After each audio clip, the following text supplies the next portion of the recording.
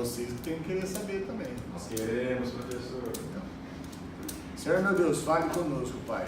Em nome de Jesus, nós queremos nos abrir para recebermos a Tua palavra. Que o Senhor venha trabalhar conosco, que a gente saia daqui melhores, diferentes da forma que nós entramos, ó Pai.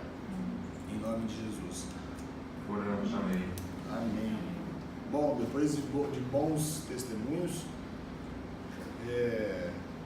algumas coisas que meu pai falou no testemunho dele são coisas que eu tinha estudado para falar também neste estudo, que eu queria falar um pouco, até dando continuidade e relembrando algumas coisas que foram ditas também nas últimas semanas lá na missão, que é a respeito da fé. Até mesmo no domingo foi dito, foi lido ali de Hebreus, a definição, falou-se algum pouco, e eu queria falar, antes de eu ler aqui os textos, eu vou terminar a parte com a leitura da Bíblia como complemento, mas eu queria contar a história rápida do relacionamento de Jesus e do discípulo Pedro. Não sei até onde você conhece como era Pedro, mas Pedro era um dos discípulos mais problemáticos. Ele tinha a forma como que ele vivia, ele era um cara muito impulsivo, uma pessoa extremamente assim, complicada de relacionamento. Ele não sabia lidar, ele não era disciplinado, vamos falar bem a verdade, ele era altamente indisciplinado, ele não sabia trabalhar em equipe. Então assim, Pedro, ele tinha todas as características para não ser um discípulo de Jesus Cristo. Aliás, se tivesse um perfil de quem não deve andar com Jesus, esse perfil se encaixaria perfeitamente em Pedro. Pedro era um cara complicado de lidar. E ele mudava as opiniões. Em um mesmo diálogo ele falou para Jesus: imagina, Jesus, vou dar um exemplo para você. É sim. Aí Jesus fala uma coisa, ele falou: não, tô falando para você que é não. Ele era um cara complicadíssimo quando ele fala que ele haveria de morrer, né? Pedro fala: imagina. Aí depois ele fala assim: ei, se eu não fizer isso, vocês não têm parte comigo. Então ele falou: vai. E aí nos diálogos ao longo da Bíblia a gente começa a perceber quem era Pedro. E eu vou logo contar para vocês o porquê que eu estou contando este relacionamento entre eles. Aí Jesus, durante o ministério dele, foi confiando a Pedro alguns detalhes, algumas coisas. Pedro participava dos milagres, ele andava muito próximo com Cristo. O discípulo que mais andava próximo de Cristo, a gente sabe que é João, mas Pedro sempre estava por perto, a palavra evidencia isso. E à medida com que Jesus estava indo para a parte final do seu ministério, antecedendo ali o sacrifício dele, a morte dele, propriamente dita, ele virou para Pedro e falou assim: Pedro, vai acontecer um negocinho meio chato, mas eu preciso te falar que você vai fazer isso. Você vai me negar 3 vezes no momento de maior importância de todos esses 3 anos e pouco que você está comigo. Na hora H, você vai me negar. Vão perguntar se você era meu discípulo, é meu discípulo. E sabe o que você vai falar, Pedrão? Que você não é. Ele toma um choque na hora, e aí eu vou deixar para vocês a curiosidade de saber os detalhes desse diálogo, para vocês procurarem na Bíblia. E aí o que acontece? Pedro fala: imagina, para com isso, filho. Ei, é nóis, estou contigo aí, Jesus. É nóis, tamo junto. Ele tinha acabado de dar cortar com a espada a orelha de um dos soldados que foram prender Jesus. E aí ele fala assim: não, tô com você, nós, fechamento aqui, ó, Jesus e eu.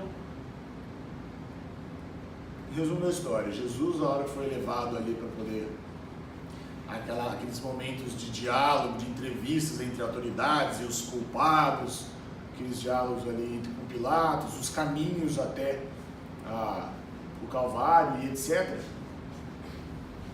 Pedro é abordado por 3 vezes, cumprindo aquilo que Jesus havia dito para ele que aconteceria. E nas 3 vezes, ele disse que não conhecia Cristo, não era discípulo. E aí uma das vezes alguém se aproxima e fala assim para ele: eu vi você com ele. E ele nega também. Ele não só nega, então, como ainda está falando para o outro que eu estou mentiroso. Pedro se arrepende amargamente. Daí o galo canta, e a gente sabe, Jesus havia dito que antes de o galo cantar, e aí eu não sei que galo e onde estava o galo, e não interessa a gente saber que galo que é, mas que é a cor do galo. Mas o galo canta e Pedro se lembra disso e Pedro se entristece, fica mal. Só que mesmo Pedro depois é quem vai ver Jesus ressurreto e senta na mesa com Jesus.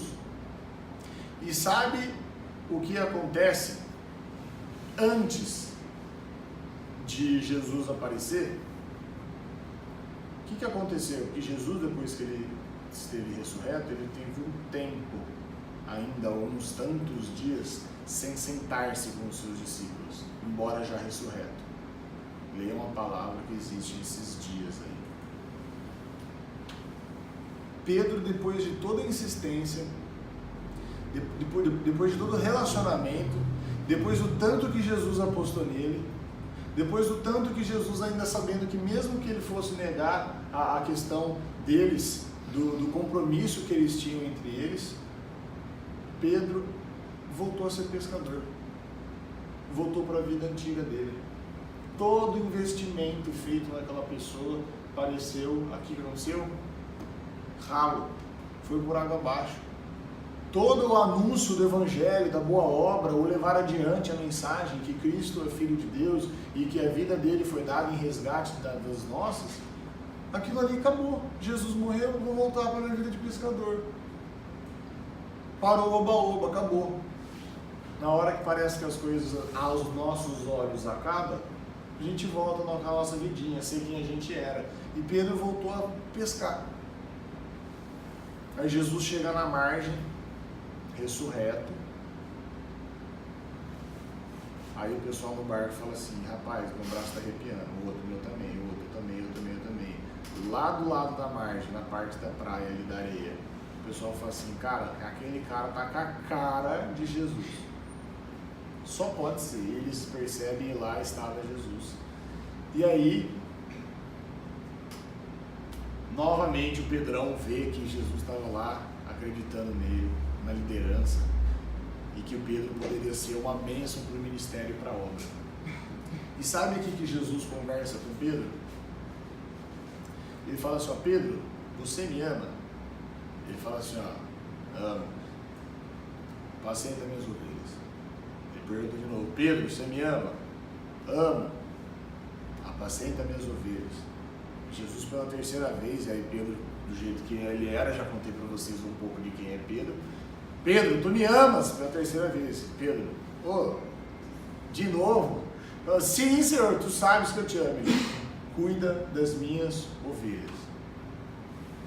Pedro, depois de todos os deslizes, ainda recebe a confiança mais uma vez de Jesus, e ele se torna um dos principais líderes. E a primeira vez que Pedro, um cara desacreditado, que a gente jamais olharia para trás para resgatar esse cara que está ficando para trás, está voltando para a vida antiga dele, é o primeiro de todos os apóstolos que abre a boca, e só num discursozinho dele foram mais de 3.000 pessoas que receberam a palavra e aceitaram a Cristo Jesus. E ele fala sobre o batismo, está lá em Atos 2, versículo 38, em diante. Por que eu contei dessa história de Pedro? Porque eu vou falar um pouco sobre fé aqui, mas eu não tenho muito o que falar sobre fé, porque a explicação do que é fé, ela é muito simples de dar. Mas eu quis usar um exemplo bíblico para a gente entender que a fé, e eu vou usar o exemplo de como Jesus lidou com Pedro, não tem situação ou pessoa que com fé não possa ser revertida. Um cara desacreditado, indisciplinado, maluco, egoísta, doido varrido, se tornou um dos principais líderes da obra e do ministério de Cristo Jesus depois. Leiam Atos que vocês vão saber quem foi Pedro depois. Pedro e Paulo depois carregaram o piano nas costas. Desacreditado. Eu, você, talvez nós façamos isso diariamente. Com os nossos sonhos, com as pessoas que estão em volta da gente, a gente desacredita, porque a gente não põe fé no meio daquilo que a gente faz. A gente raras vezes coloca fé. E o testemunho que meu pai deu, que eu vou utilizar para poder aqui falar acerca de fé, Nós não podemos usar o nosso estado de espírito, a situação que nós estamos, se ela é favorável ou ela é desconfortável para nós.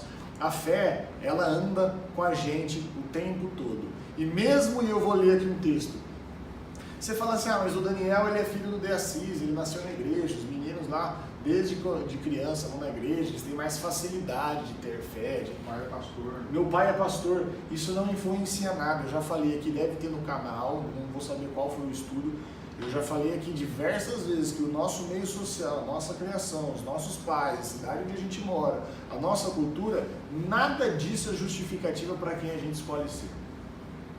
Nada. Acabei de falar de Pedro aqui, o doido varrido, virou um dos principais líderes. Deus Pai escolheu o filho dele, o filho de Deus, Jesus, escolheu um cara doido para cuidar de algo que é o mais importante que ele podia ter deixado na mão de alguém. E a gente ainda desacredita em nós mesmos e nas outras pessoas. Ou projetos, planos, sonhos que a gente tem, a gente já começa criando eles, formando eles na nossa mente, já visualizando o tamanho das barreiras, os problemas. A gente, quando faz lista dos prós e contras, a gente geralmente põe mais contra do que pós. Se a gente se desmotiva.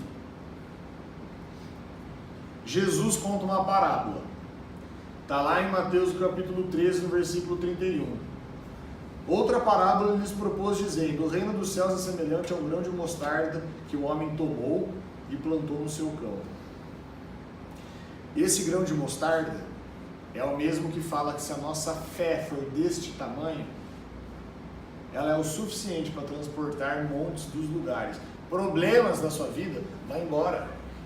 Através da fé. E lá em Hebreus, no capítulo 11, no versículo 1, fala que a fé, pois, é a certeza das coisas que se esperam e a convicção de fatos que nós não podemos ver, que não são palpáveis, que não se materializou ainda, mas que você tem certeza que aquilo vai acontecer.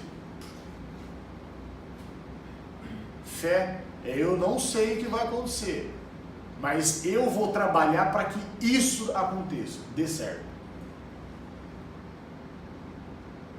Eu não sei porque eu não determino como vai ser meus próximos segundos e meu futuro, mas eu vou me dedicar tempo, esforço, conhecimento para eu poder atingir esse meu objetivo. Isso é fé. Nós temos um amigo, eu e o Daniel, de antigamente, o Fernando. O Fernando era um cara que ele estudou durante 11 anos para passar de delegado federal. Ele fazia academia com a gente, bem das antigas, amigo do nosso vizinho, do Guilherme Sevilha. E o pessoal falava assim para ele: cara, você está gastando tempo na sua vida, para de estudar, para de estudar, para de estudar, para de estudar. Ele aqui, ó, ei, eu não sei quando, mas eu vou ser delegado federal. Eu me vejo sendo delegado federal. E o pessoal, cara, começa a trabalhar, velho, você já está ficando velho, você tem que ter... Hoje, o Fernando é delegado federal em Minas Gerais, extremamente reconhecido na regional dele, super bem casado e tem um filho maravilhoso. Aí eu pergunto, nem deveria, mas e as pessoas que foram falar para ele que era... Não abandona o barco. Se você tem uma pessoa consigo mesmo e com os teus planos, não breca isso, não põe barreira, não põe prazo para isso. Muito pelo contrário, fé em Deus e manda bala, pô. Pedro, ele falou assim, cara, veio uma pessoa pedir para ele grana, ele falou assim, o próprio Pedrão, esse cara aí que eu tô falando para vocês, outrora discípulo e depois apóstolo. Falou assim, cara, eu não tenho nada para te dar, mas eu tenho a bênção do Senhor e eu oro para que você seja curado. Um coxo. Saiu andando. Está na palavra também, lê lá em Atos. Fé, eu não sei o que vai acontecer, eu nem posso determinar isso, mas eu tenho certeza de que vai. E eu vou trabalhar para isso. Eu vou aplicar esta maneira de viver na minha vida. Ok? Isso daqui é bíblico, não é coaching que eu estou falando. Nem tenho formação e informação para poder fazer isso. Estou falando de assunto estritamente bíblico.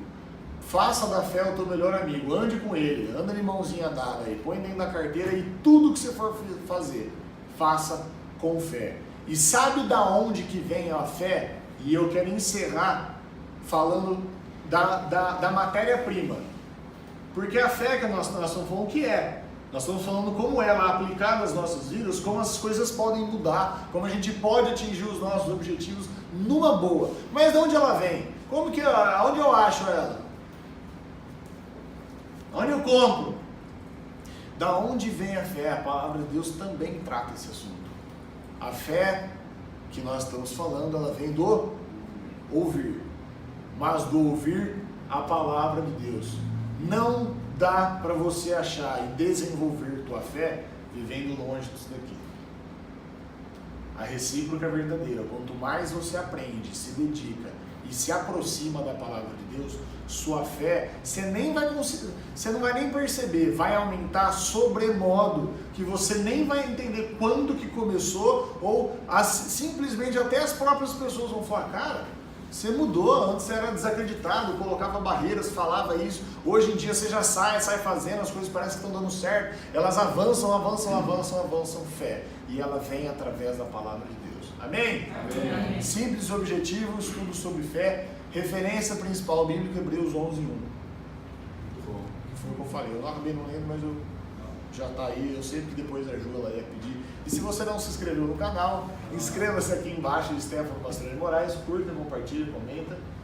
Só não vai dar unlike, dá um like ali para ajudar a gente em nome de Jesus.